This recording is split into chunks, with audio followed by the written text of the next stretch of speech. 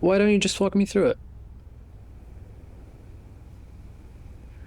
Feel like it's gonna sound silly. Try me. There was this fly. Fly. Okay, I haven't even started, and you're right. I'm sorry. I won't interrupt. This fly, it shook my world. I can't stop thinking about it. Okay, well, it's still a conversation. Sorry. Of course. What happened? I was sitting on my desk, just doing some light work. What? I wouldn't necessarily say what you do is light work.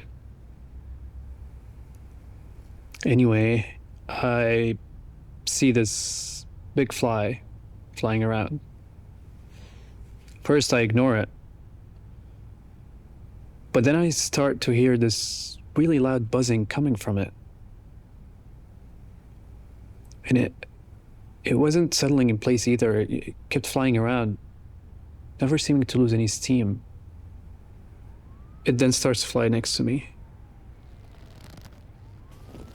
I can still hear the buzz.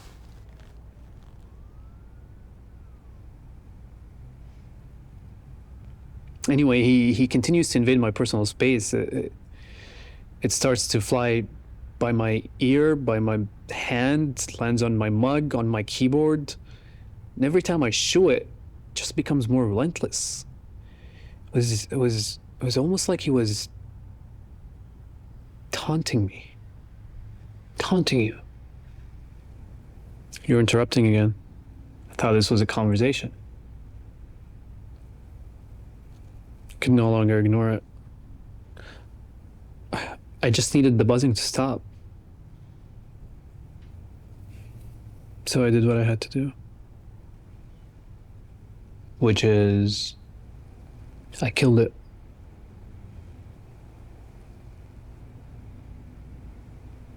Or I thought I did.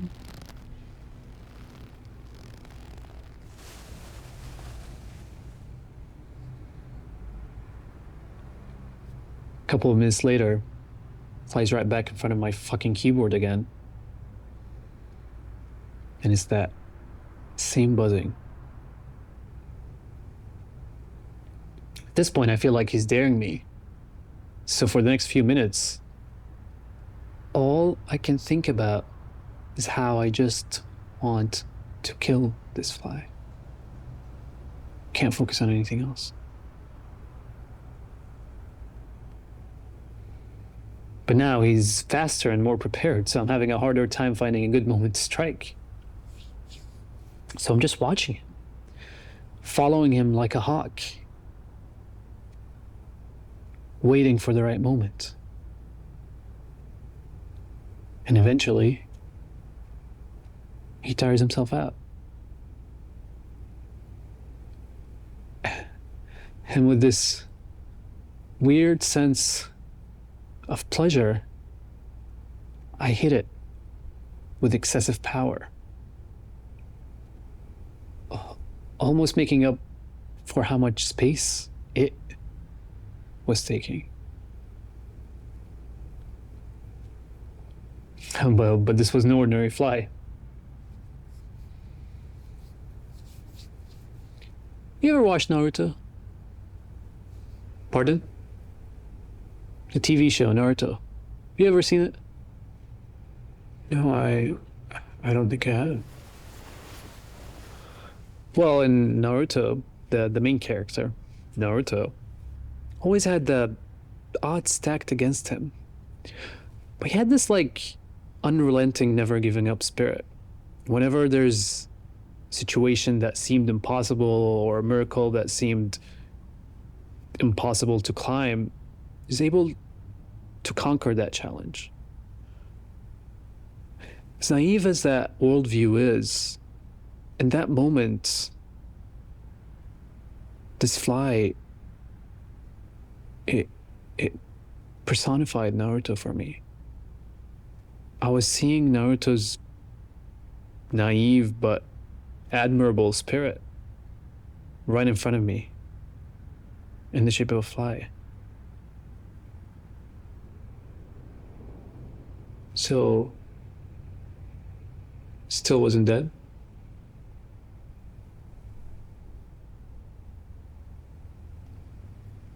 I see it fluttering again.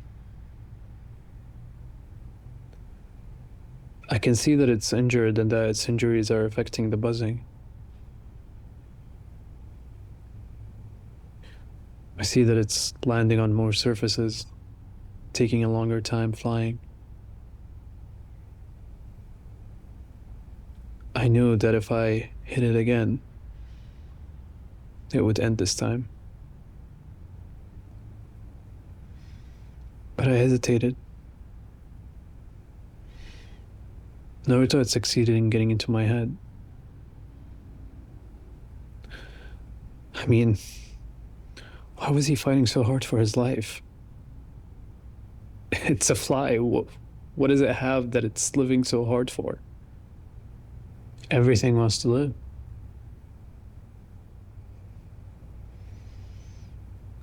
This time, I make sure to bury him.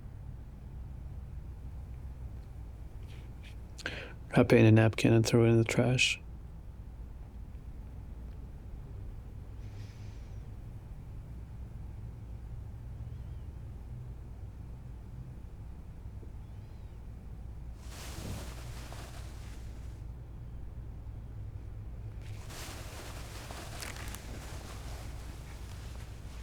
Okay. Okay. So, it sounds like Naruto the Fly highlighted your power over some things. The reason why most of us kill flies so casually is because we hold all the power in that context. The fact that we assign. Okay, no, no, no, no. Wait, wait, wait. Hi, my name is Nama Al-Nima.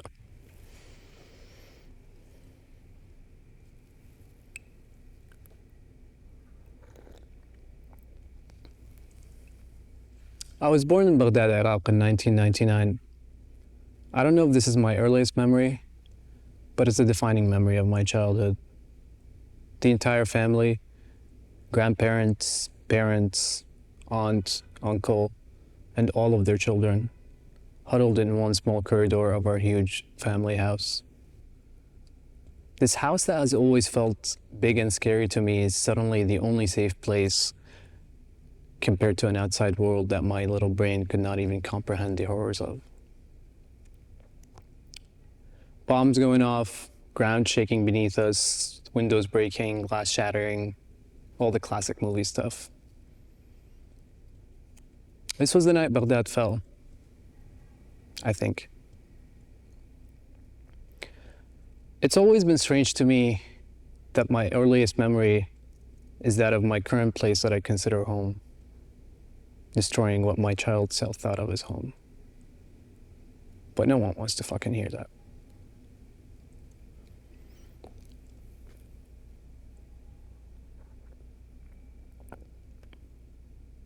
I've had this pet peeve for as long as I can remember.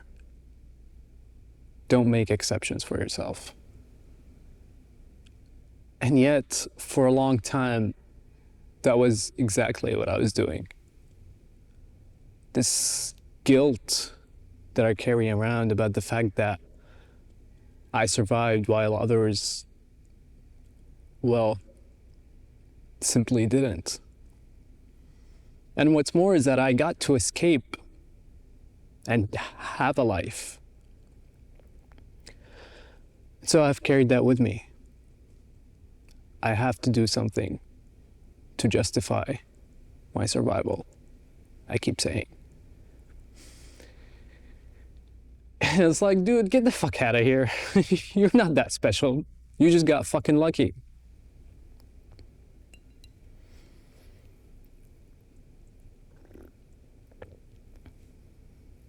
So, what are you gonna do with that stroke of luck?